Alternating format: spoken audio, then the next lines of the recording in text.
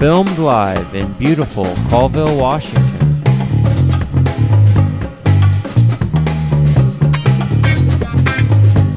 At Colville High School.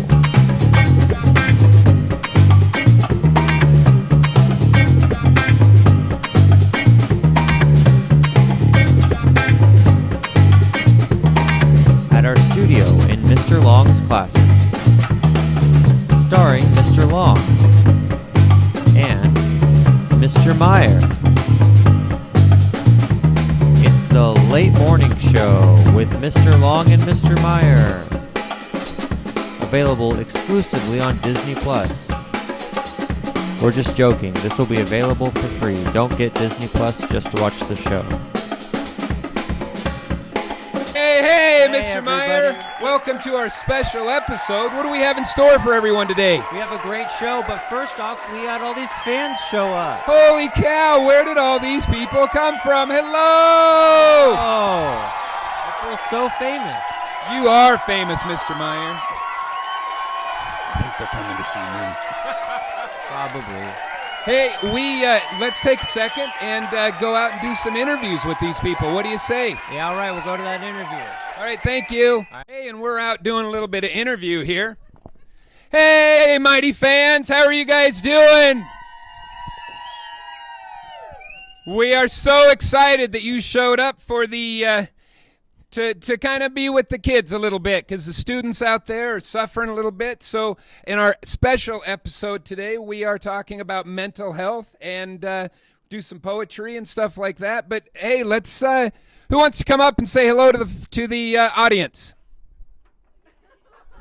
Yay, Miss Bellini. Hi, guys. Remember when we used to say, I wish we didn't have to go to school? That was the wrong thing to say, because be careful what you wish for. Hey, find something to read for fun. Just get your eyes off the screen, take a break, get a pillow and a blankie. Read for fun. It's good for your brain and your mental health. Thank you, Miss Bellini. Who else do we have? Yay! Del, yay! Please turn in your art. Please come to art class. Please make some art. Art is good. Make art. Your art matters. Woo-woo! You heard that right from Dell. Art matters. Who else do we have? Come on, Canada! Woohoo! Hey guys, I really miss you guys and I love you. Love Canada. Thank you, Canada. Oh, Miss Ressa. Oh, I'm so excited to be on TV. And now I'm going to be on TV and famous and I get to see all of you and I miss you and let's get this virus under control, find a cure, some of you smart brainiacs, and let's cure it and get back to school. Love you. Thank you, Miss Ressa. Hey, ladies, come on up. I don't know what to say, Dad. Well, this is one of them is my daughter. Yeah, right. Hi. Hi, Connor. Hi, Carson. We miss you guys all so much. We do. Thank you, ladies. We miss them very much. Yay, Miss Arms.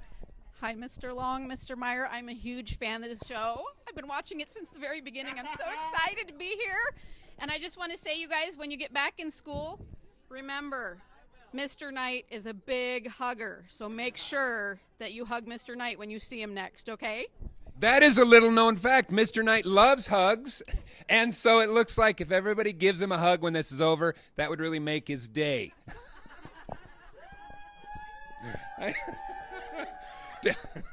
Give Mr. Knight a hug. Do we have anybody else? Science will save us. Thank you, Mr. Christian. Are we good? Anybody else? All right. Hey, thank you all so much for coming out in support of the students, and we all hope that we can get back to normal sooner than later. Thank you. Thank you, everyone. Bye-bye. Welcome to our mental health special edition. We have, through talking, email, we've noticed that a lot of people are not in the best place they could be. So we've brought in some special guests today to discuss mental health, what to do, things for you to get you through as best as possible, right? We're not expecting perfection, but we would like to see you get through this. So our first our first speaker today is somebody you all know, somebody that you've worked with before, and I think that he needs not a lot of further introduction, but we have Mr. Mace. Hey! Mr. Mace, why don't you come on down, take a seat with us. Hello, everybody. Thank you so much for coming. We really appreciate it. I'm so happy to be here. Hey, Mr. Mace, do you want to tell us a little bit about yourself for those of you that were on Mars for the last couple of years? Yeah, I mean, if you've been hiding under a rock, maybe you don't know me. No, I'm not that important. But I've been at the Colville School District now this will be my 11th year. I'm getting pretty old. I've taught at Panorama. I've taught the last 9 years at the junior high, and now I'm moving up to the high school. We are so happy to have you. You have no idea. It's going to be a real special treat. And there was a big move this year in the sports department. Do you want to tell us about that a little bit? Yeah, I've worked for the coaching staff here in Colville for football for 10 years, and I was lucky enough to get the head coaching job. So I'm going to be moving up and taking that job over. It's a big responsibility, but I'm super excited about it. Can't wait to get the kids back in here and get to work. We're so excited to have you. Thank you. We're really looking forward to having you here and working with you. It's a big loss for the junior high. Thank you. I appreciate that. They might not think that. But That's not what I hear, Mr. Mace. They didn't really want to lose you. So we're happy to have you. Hey, Mr. Mace, as you know, today we're talking a little bit about mental health and challenges during this crazy time that we're experiencing. Do you have anything that you could share with us? Well, honestly, I feel like I'm being punked a little bit. You inviting me in on Mental Health Day, that might be a bit of a joke. Yeah, right. No, I've dealt with mental health issues in my life. I have a bit of anxiety that I work through, and I think a lot of people have anxiety, and they just feel like it's something that they're working through alone. But you're not alone. Millions and millions of people have anxiety on a daily basis. So, in dealing with this, I've come up with a few things that I do that I kind of wanted to share with everybody. Maybe it'll help you out. Maybe it won't. But one thing for me is that I try to live my life in the present, not in the past, not in the future, because I feel like that's where worries come from, in the past and in the future. If you live in the present and do the tasks at hand, it seems, at least for me, that is better for me. One of the things that I've really been trying to do during this whole quarantine, it's been crazy. I'm at home with my kids. My kids are running around. They're 7 and 5 years old. I've realized the way that we talk to ourselves sometimes in our own head is very negative. And your words are like the wind. The wind can blow a tree over and destroy it, or it can power your sails in a boat. And that's the way our words are.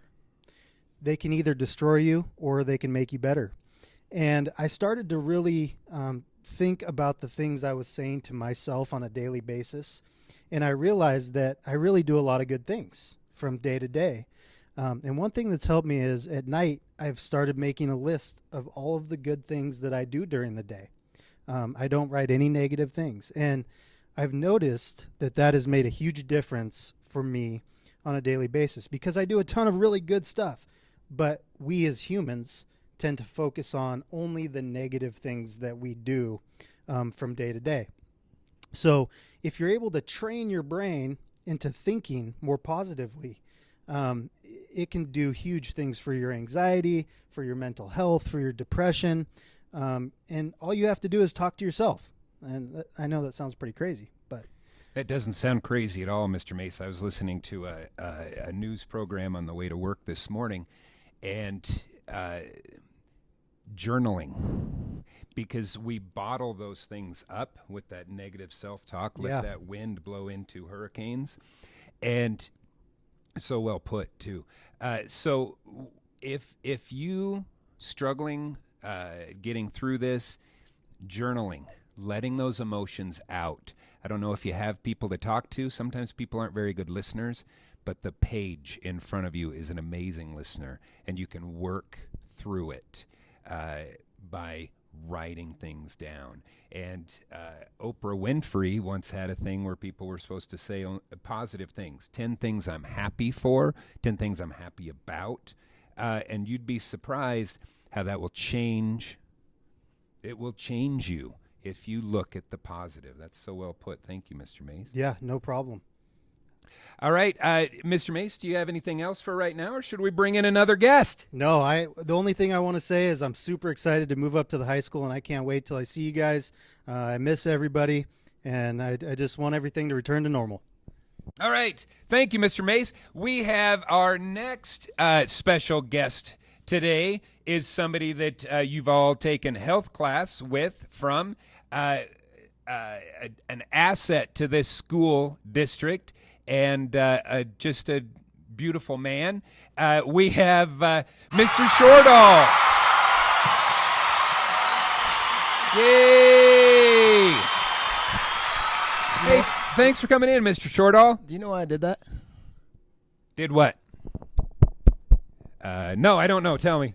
I'm a TikTok sensation at Colville High School. You know, I've heard that. TikTok sensation. I could not tell you what song it is. No, tell me. But I was up in the weight room, and a student asked me if I wanted to do a TikTok. And TikTok's pretty hot right now, so I decided, you know what? I'll try it out. And I didn't know when to go. It's a complete disaster, but I heard that there are a lot of views, so I feel like I'm kind of, TikTok sensation. You could probably throw it up right there if you wanted to. All right, we'll try to throw up the TikToks. Ooh, yeah, I can see it now. TikTok sensation, a small clip for your viewing pleasure. Hey, Mr. Shortall, thanks for sharing that. What do we're talking a little bit about mental health today. We're trying to help some students in need out there, some parents, some whoever's watching. Do you have any advice for people out there? I do. I mean, first off, you kind of set me up for failure with Coach Mace going before me. A lot of good things to say. I just have a couple, and it really comes down to just taking a proactive mindset, a proactive approach to each day. And with each day, we have adversity, we have challenges and struggles, and that we fail a lot throughout every day. And that can be tough for some people. I know a lot of people don't like to fail, and so you can get that mindset that a lot of negative talk, a lot of low self-worth, and there's things that you can do to kind of bring yourself back. And so instead of really getting into the nitty-gritty of that, I just want to talk about 3 things that I use. If you've been a player of mine, you've heard quite a few of them. Coach Mace just read a book that we talked about. There's just a couple of techniques that will really help you kind of bounce back from this negative talk. And so the first one is the press pause button. The second one is GYMR, which means get your mind right. It's an acronym. And then the third one is also an acronym, and it's called 10SBB, which is a 10-second bounce back. So I'll let Coach Mace here talk about press pause a little bit, but pretty much what that means is that when there's a struggle, a failure, it is okay to just push pause. Press the pause button and take a deep breath. And hopefully someone can talk a little bit about how you control breathing and how you can get back on track. But just press the pause button, take a deep breath, and refocus your mind to, in turn, get your mind right, the GYMR, and to whatever you're trying to accomplish for that day or do is, instead of looking at negatives, is that how can I become better at that today? And then the last one would be the 10-second bounce back, is that I talk about a breathing exercise that has to do with 10 seconds. We inhale for 5 seconds, and we exhale for 5 seconds. And then I use the term called suave. And so we breathe in for 5 seconds, we kind of pause, and then we release for 5 seconds. And afterwards, we just shake out, and we go suave, which means like smooth, calm, right? And it kind of lets you refocus. And so for me, I got a lot of irons in the fire. I used to work for Mr. Long here. So I would go work for Mr. Long in the summertime, and then I would try to head to a baseball game. And all that time, there's like a 20-minute gap that I can run home, I can shower, and I got to get all the gear ready, and I have to be very prepared.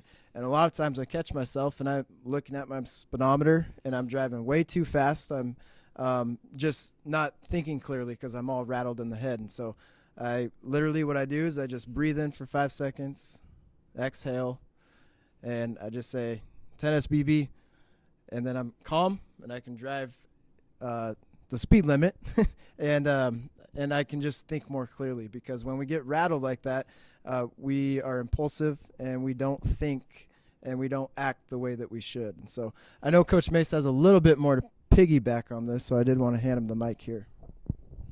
Thanks, Mr. Shortall. That was wow, that was deep. Yeah, you put me on the spot here again. I wanted to add one more thing. What Coach Shortall was talking about, how we fail a lot. I just read a thing this morning about Pixar, that puts out Cars and all kinds of movies, right, that we love. Their motto for their company is literally fail hard and fail fast, which sounds really amazing because they're talking about failure, but they want their employees to experiment so much so that they can be on the cutting edge of everything, that they're going to make mistakes. So they want them to fail hard and to fail fast. And that's a major production company. We learn through making mistakes in our life, and you learn that is the way to succeed. It's really interesting. There's been a ton of people throughout history who have failed. Walt Disney failed. He tried to start his own production company. Abraham Lincoln failed numerous times in the Senate and in the presidency. So it's really important that you just continue to try all the time. And you can be a successful person. What Coach Shortall talked about, hitting pause, is really important. And I think it's not just for mental health, for anxiety or depression. It's a good thing to learn for life. Any situation that you're in, especially when you get caught by surprise, it's a good thing to just stop. It can be a few seconds, 3, 4, 5 seconds, and just think, what is required of me in this situation? I read a book about the Ohio State football team. This is the number one thing that they teach their kids, is to press pause. They had one of their players call in who was having some problems with his significant other. And he said, I was getting really angry. He said, but coach, I pressed pause. I thought about the situation, and I just realized that I needed to treat my significant other better. And I think we can all do that on a daily basis. It's not hard to do. It's just something that you have to train your mind to do. Thank you for that, Mr. Mace. Mr. Shortall, you really got me thinking about something. We had a conversation in our house the other day with my son, who's graduating this year. It's tough. I mean, he's been robbed of, you work for 12 years, 13 years to get somewhere, and it's like, well, okay, here you go. And we talked about, it's not about how many times you get hit. It's about how many times you get up. Because I can guarantee you that you will be hit in life a lot. How bad do you want to get back up? And all you have to do is get up one more time, then you're knocked down and you're a success. So thanks for that. That really got us thinking. You're welcome. And kind of just the last thing there is really think about what it is to get knocked down. If you never get knocked down, you really don't get the satisfaction and gratification of actually accomplishing and picking yourself back up and knowing when the times are good. And so failure and getting knocked down is not a bad thing, but it's all about how you respond to those situations. And that takes time. The first time you get knocked down, it's going to be like it punched you in the mouth. And it takes a lifetime. I don't think I could say that I do everything perfectly on that. I think I let myself get knocked down and I kind of stay in the dumps for a while. And it takes that recalibration of pressing pause and reevaluating and then building back up stronger than you were before. if you're not failing at some things, you're not trying hard enough. Absolutely. Hey everyone, we need to interrupt this episode to bring you a quick word from our sponsors. Bad jokes. Really, really bad jokes. Hey, Mr. Meyer, what sound does a witch's car make? Like, It makes broom, broom, broom, broom, broom. that is funny. Oh. Hey, Mr. Long, I am thinking about having my spine removed. Spine removed. Why, what seems to be the problem? I feel like it's really holding me back.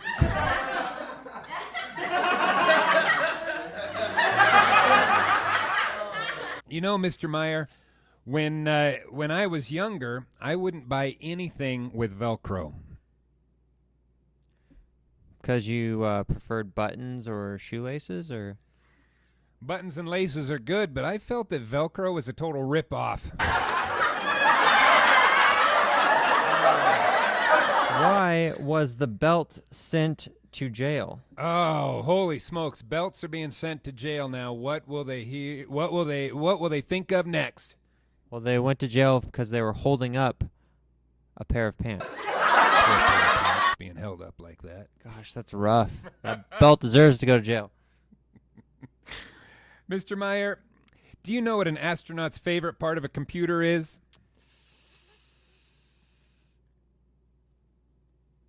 No. It's the space bar. Hey, thanks for joining us for another episode from our sponsor, which is really, really bad jokes. Really bad. We're bringing you back to the show now. All right, we have another guest speaker for you today, and we have, all the way from the counseling office at Colville High School, we have the one, the only, Mr. Cleveland. Hey, Mr. Cleveland, thanks for coming down. We sure appreciate it. Mr. Long, how are you?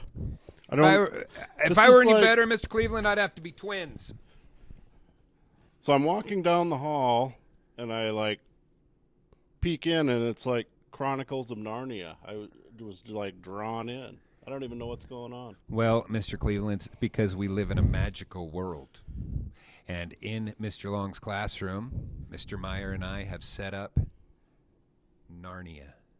Some of the biggest comments I get in the counseling office is Mr. Long's room is a magical place. That's true. Thank you. It is. So what are we doing?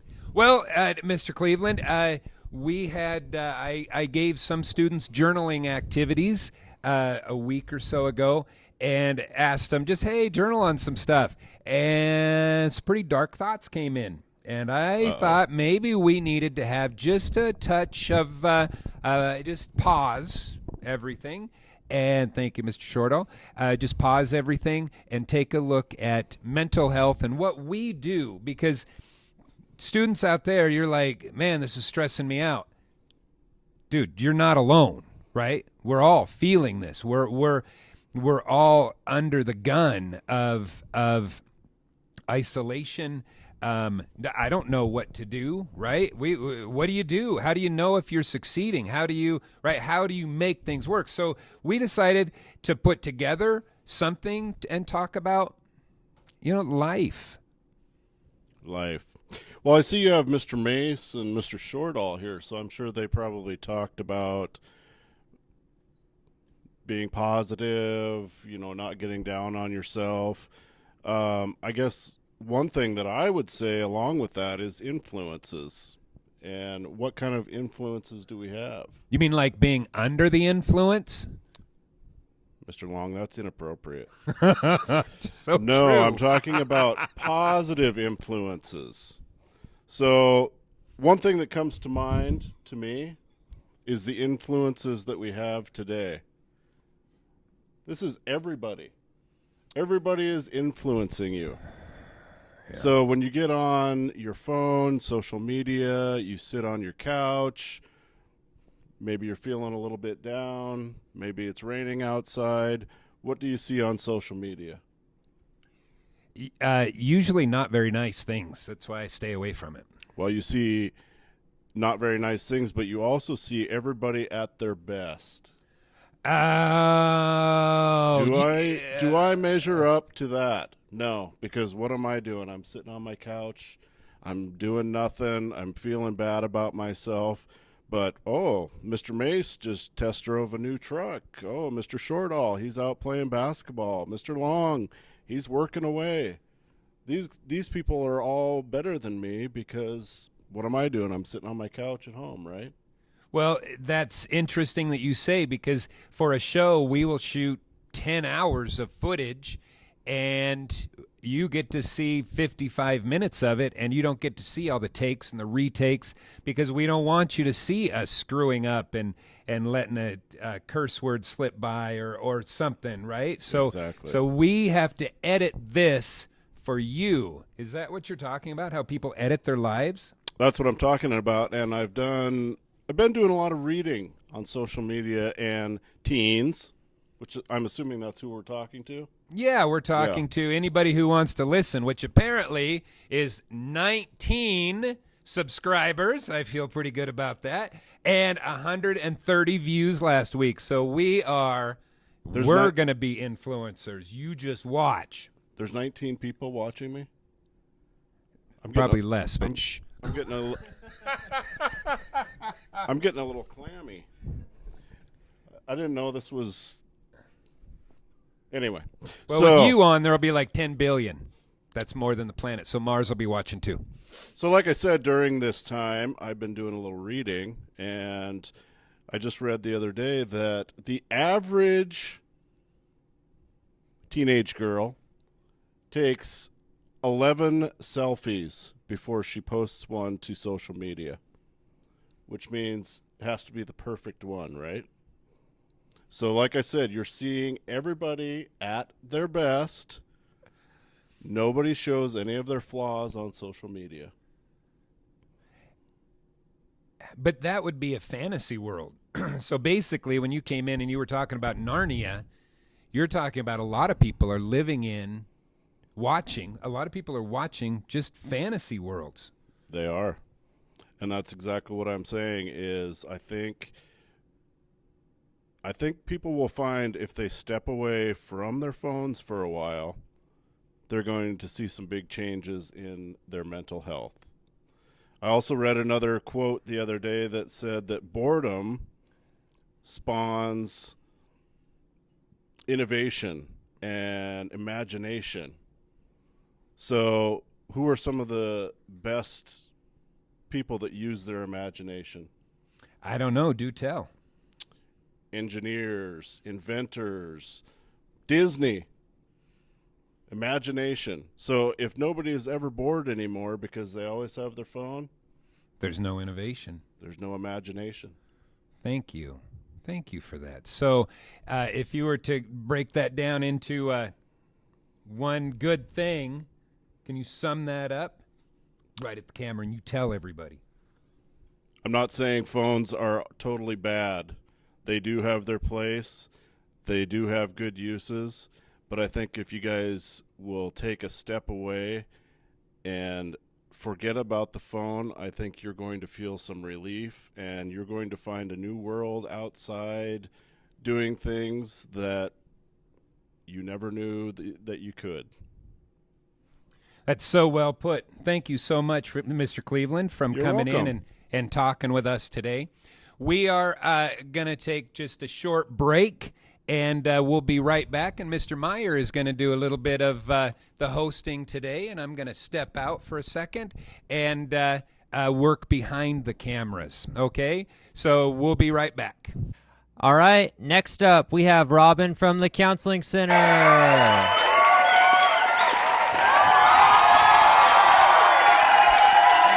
on the show today, Robin. Hi, thanks for having me. Yeah, welcome to our studio. It's pretty rad. It is. I really like it. Yeah, turned out pretty good. It did, yeah. So what are you going to share with us today on our mental health special episode?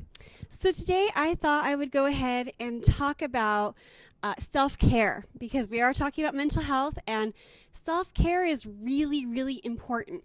Now, I know a lot of people, when you hear self-care, you're like, oh, kind of like, oh, do we baby ourselves or anything? But no, self-care is where you just take time out from the day and you take care of yourself. Okay? Because if you don't take care of yourself, who else will? So, Mr. Long? No, he probably won't take care of me. you don't think Mr. Long is going to take care of you? I mean, he kind of does, yeah. Yeah, so today I wanted to go ahead and talk with you guys about different ways to do self-care. So one is where you just take time out. You want to make sure that in your day you carve out at least 30 minutes or an hour out of your day where you set it aside where it's just for you. And you can do anything like meditation. You can do meditation for a few minutes. You could do yoga. Exercise is one thing that's really, really recommended for self-care. Now, being self-quarantined for 2 months with lots of yummy snacks, I know that I've gained a pound or two. And so you want to make sure that you are exercising and taking care of your body. So that way when you do come back out, you're not 10 pounds heavier. All right. Does Fortnite count as self-care? You know what? If that brings you peace of mind. What if it makes you really angry and you yell at the TV and like throw controllers? Okay, no, that's not self-care. Okay. No. Then probably Fortnite's not the best for No. self-care. No. Okay. I would, yeah. No. Fair enough.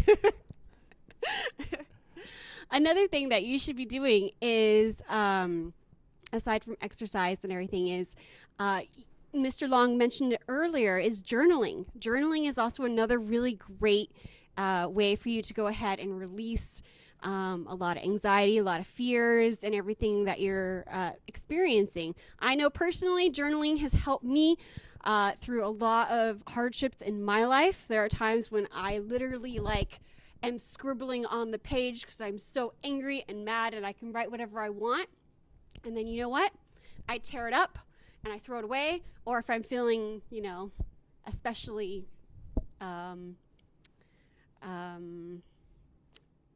if flamboyant, I guess I could say, you just light it on fire and burn it, right? So whatever it is, you just write it down and, burn it, get rid of it, and then that way it's gone. You got it out of you and it's gone. All right, right on. That's not a bad idea. Yeah. So, what if I felt really angry and I wrote it all down, and as part of my self-care, I just published it on Facebook? Is that a good idea? No. Okay, so part of the exercise is to write it all down and then let it go. Throw it away, burn it up. Okay, Exactly. that's a good idea. I like that a lot. Yeah, so if you want an analogy, it's kind of like your emotions are kind of like, your emotions are boiling up inside of you and you got to get it out of you or else they're going to taint you. They're going to poison you. So you need to get that out, let it out, and then get rid of it. You don't want to keep it around. Get rid of it. All right, right on. Well, that's cool. Do you have any other pieces of advice for us for our self-care right now during quarantine, or? Like I said, exercise, journal. Oh, connect with friends too. Anyone who is a good influence. So just as Mr. Cleveland was talking about, is who you're influenced by. Okay, that, you want to make sure that you are communicating with people who are bringing you up as opposed to bringing you down. You want to have good friends and people who are there to support you. And hopefully you're communicating either through, FaceTime or Zoom or any type of way that you can communicate with people just so you can keep your connections going. But make sure that they are good people and that they're not bringing you down. All right, cool. Well, thank you, Robin, and thank you to all of our guests today coming and talking about mental health. As usual, if you guys need help, email one of these two at our school. And we are going to wrap up this episode with a field trip and a song. So, hey, thank you so much for watching, and we'll see you next week. Thank you. Hey, everyone. I hope you had fun listening to those interviews. It sure was interesting to learn about mental health and our well-being during this time.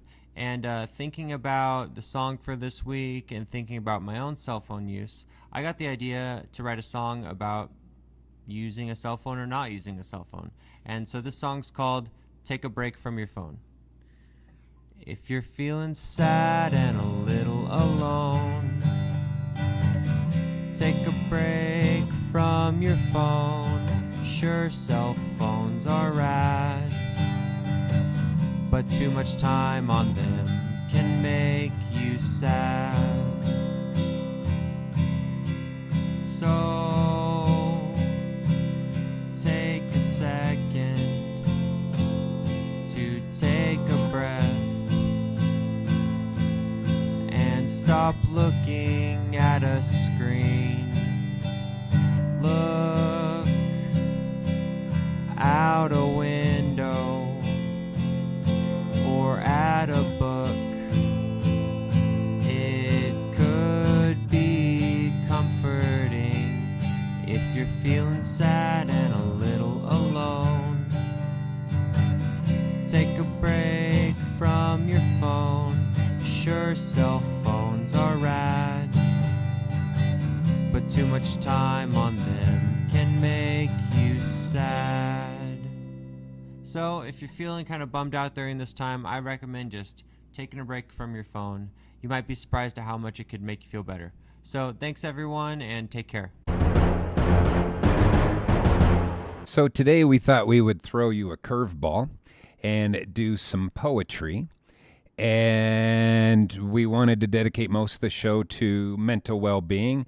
And so there's not a lot of work for you this week. Today's work is going to be to write some kind of poem. It can rhyme, it can not rhyme, it can be about how much you hate being home, how much you can't wait to get out, how much you miss school, it doesn't matter. It can be as emotionally deep as you want. It can be a well of emotions, or it can be a puddle. If you want to write something about your dog, if you want to write something about green grass or springtime, if you want whatever. Now, the first thing you're thinking is, how long does it have to be? I don't care. You can write 10 pages, you can write 10 lines, you can write 2 lines, all right? Anything you turn in is going to be golden. So just get something in for some poetry. So today's curveball, we're going to do a couple different poems that I'm going to read to you for your enjoyment. And the first one is called Caged Bird by Maya Angelou.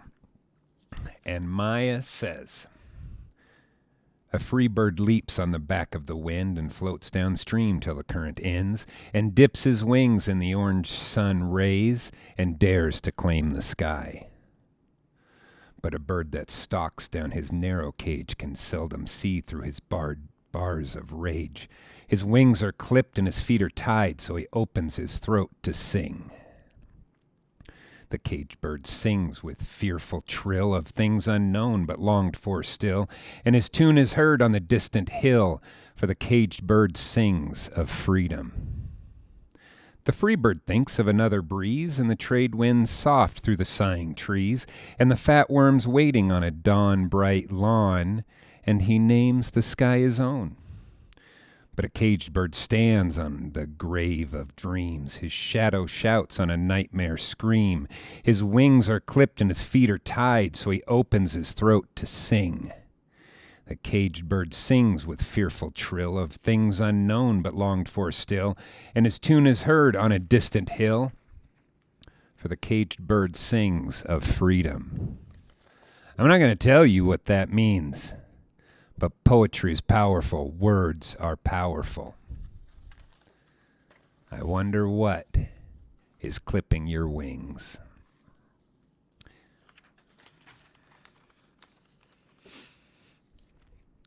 Our second poem is by Emily Dickinson. Emily Dickinson wasn't published under her name until after her death. There's a lot of speculation about her because she wasn't well known until they opened her dresser, and when they opened it and pulled those drawers out and just poems flew out, that they realized that there was much more to her than a woman who grew old in her father's house and didn't go out, didn't do much. This is called I'm Nobody, Who Are You? Or Poem 260. I'm nobody, who are you? Are you nobody too? Then there's a pair of us, don't tell, they'd advertise, you know. How dreary to be somebody, how public like a frog, to tell one's name the livelong June, to an admiring bog. Yeah, I have no clue.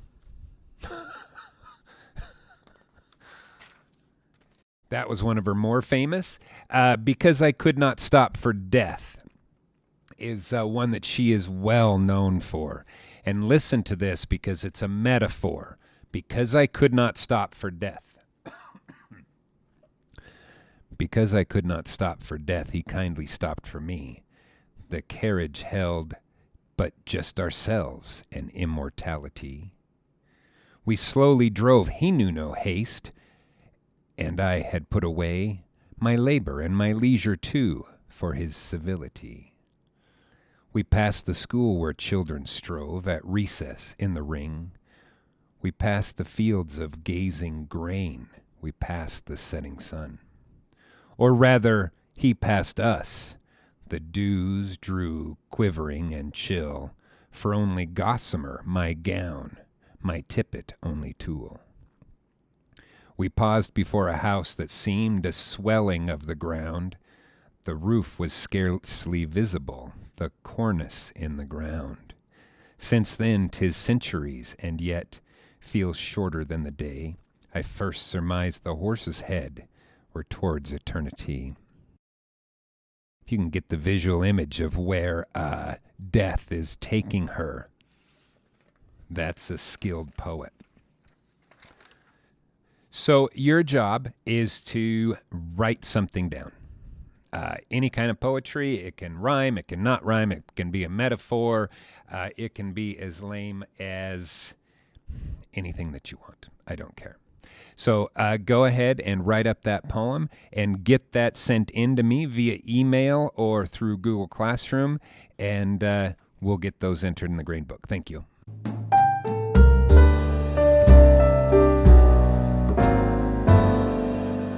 All right. Well, hey, Mr. Long, thanks for reading those poems to us and talking about them. That was pretty rad. Thank you. You're welcome. Those were my pleasure, and those were a request from out there in our audience, believe it or not.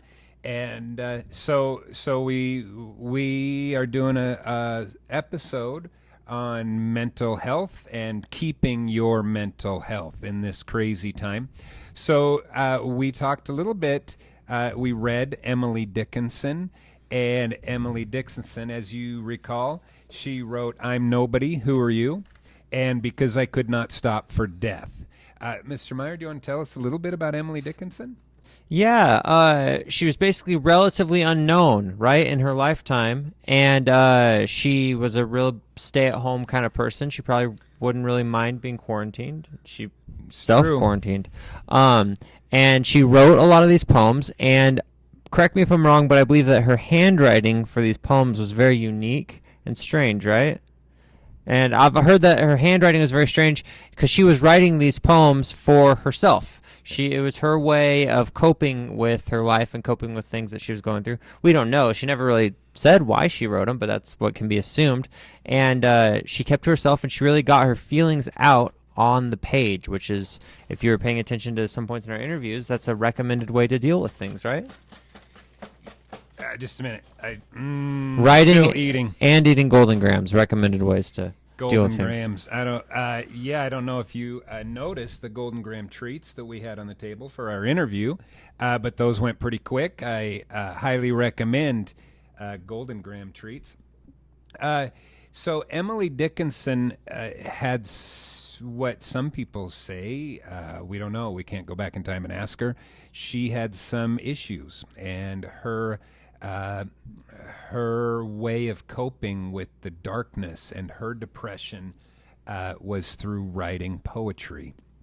And when you read her poetry, it can be dark. Yeah.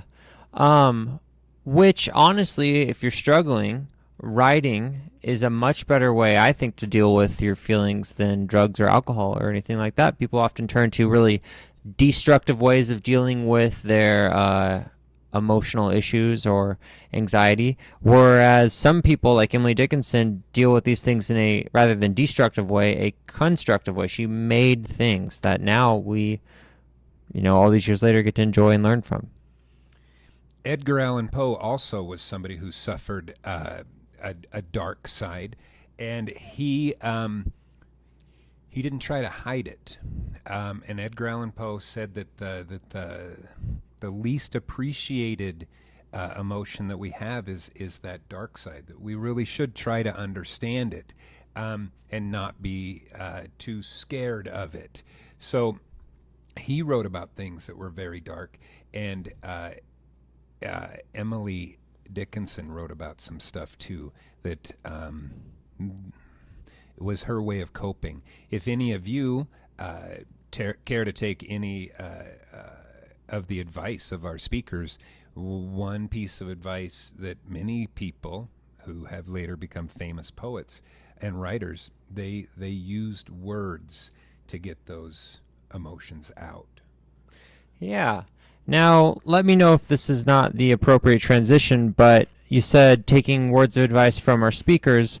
We have something we want to bring up in regards to taking things from our speakers, letting us know what you got from it, because... All right, here's the deal, people. We have an alternate assignment for you. From now on, we will be quizzing you on the show. Now, it's not for points. Don't think for a second that it's for points. But what we did was we went and had shirts made up. And they are, at the time of taping, they were not ready, but for next week they will be ready. So we're going to put things in the show, and we're going to ask you to send in. You can write it down on a piece of paper with your name, put your name on it, put it in the file cabinet under Long and Meyer. You can write it down, take a picture, email that to us. You can just email, answer the questions that we're giving you, and you'll be put in for a drawing to win one of our amazing shirts. Yeah, there's merchandise coming. And again, we want to stress, this isn't for points. And if you're already like, well, enough's enough, then that's fine. Don't worry about it. But if you want to win a t-shirt and that's something that interests you, you can write down 3 things that you learned from our interviews today and send them to us. And then we will be randomly selecting out of those people who send their 3 things that they learned to us, someone to win a t-shirt. They're pretty cool, too. We had them specially designed. What? I was going to say specially designed by a Supreme T-shirt company, and they will be for sale after the show's done for $400 each. That's a steal. So you can get them for free. $400 is a steal. But we're going to be giving them away, and we actually have so keep that stuff coming in because we really want to give those shirts away. And I'm joking. These shirts... Sorry if I tricked you guys into thinking that these shirts would be worth a lot of money. Yes, they are. So yeah, let us know what you learned from this week's episode, and send it in. 3 things that you heard from our interviewees. From our interview, yeah, during the interview. Let's talk about the. So some of you are going to be like skipping back, so we'll wait for you, but. Poetry is, we talked about Emily Dickinson, and one of the things that you want to do with poetry, if you're like, I kind of like that, you need to be asking questions. Just like song lyrics, question, why did they say that? What are they trying to say? We don't know for sure, right? And the reason that we have text-based evidence in everything we do is because we don't know what the answer is. So prove it as best as you can, because we don't really know what the people meant. So that's why we use text-based evidence, because truth is relative to the person who is seeing it or speaking it, right? So when we look at because I could not stop for death, he kindly stopped for me. The carriage held but ourselves and immortality. Is death really like the Grim Reaper, right? And so you're asking yourself, well, why would she say that? Why would she make death? Why would she personify death as a person? And isn't it ironic that no matter how long you cruise through life, you don't ever have to wait for death, because he's always kind of knocking at your heels, and he'll find you eventually. You don't need to worry about it that much. He'll catch up with you sooner or later. And so does that mean that she was worried about death? What was she? Is this a dark poem? Is it supposed to be a joke? Is it, right? How serious is she about, right? Dark humor. Could be both, humorous and dark. I don't know. And then when we look at Maya Angelou, and she did Caged Bird, what cages the bird? So you're like, wait, what? Birds are in a cage. No, they're not. Is the cage a metaphor for something? Is the bird a metaphor for something? Is it your heart? Is it your freedom? Is it your personality? What is it that's locked away, and why is it crying for that freedom? Because this poem can mean so many things to so many different people. What is your caged bird that has been locked away? Is it your happiness? Is it your, I don't know, but it's different things to different people. And according to this, the caged bird wants to be set free, and it's sad, right? Got anything else for us, Mr. Meyer? Quick recap. You know they're going to send us a poem for their assignment, right? Yep. So, whatever. Do your best and just send us something, right? Yeah, send it in. We're today was about mental health, and there is an assignment due, but it can be as difficult as you want it to be or as easy. I know some of you are going to send in something, I hate poetry, it's a bunch of schmoetry, and send it in. If that turns your crank, whatever. I would like to see something a little bit deeper out of it. Some of you will go real deep and turn something in that's meaningful, and some of you won't. And then some of you aren't going to do anything. So whatever. Please right? do something. Something is better than nothing. That's the truth. Something is better than nothing. It seems that we're missing something in today's show. What do we have left? A field trip. Oh, I love field trip. I love field trip so much. Where do we get to go? I think we get to go to a basketball camp. I love basketball camps. Let's cut there right now. I'm so excited. All right, see you at basketball camp, everybody. Hello, welcome to Mr. Meyer's basketball camp. A lot of you have been watching Michael Jordan's new film about basketball. Maybe you're inspired to take it to the streets, play a little bit of hoops. So here I'm about to show you the basics.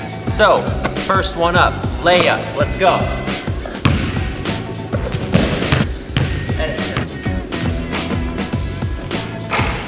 Woo! So, that's how you do it. That's the basic layup. Next one we want to master is called the dunk. That'll be in volume 2. Next one we're going to touch on is three-point score. When you shoot a three-pointer, you get 3 points for your team. That's how you win. This is important to master. Like my boy Steph Curry.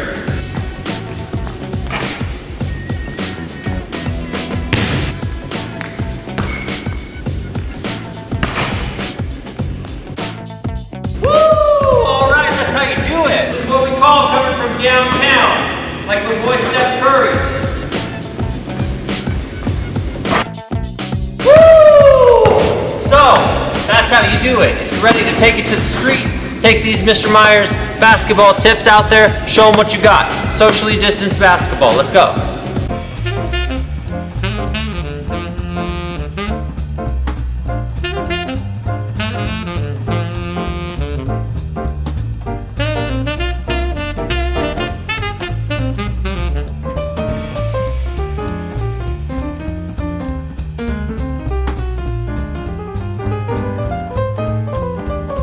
Hey, welcome to After the Show a little bit, and we are here with all of our guest stars, and we're just going to do like a popcorn interview thing. What have we got going on? It looks like everybody's kind of tuned out. Hello, is anybody out there? Shh. Is there any? So it looks like we're all kind of dialed into social media a lot. And it looks like that can't be very healthy because there's a real world going on here. Mr. Cleveland? Mr. Cleveland, can you just a second. And we've got somebody's taking pictures over there, selfies, and I would say that they're looking at sports scores, but we all know how that's going these days. So just a little reminder to all of you out there, tune into life and tune out of social media. Get out and experience the world and tune out of your phone a little bit. It's not healthy.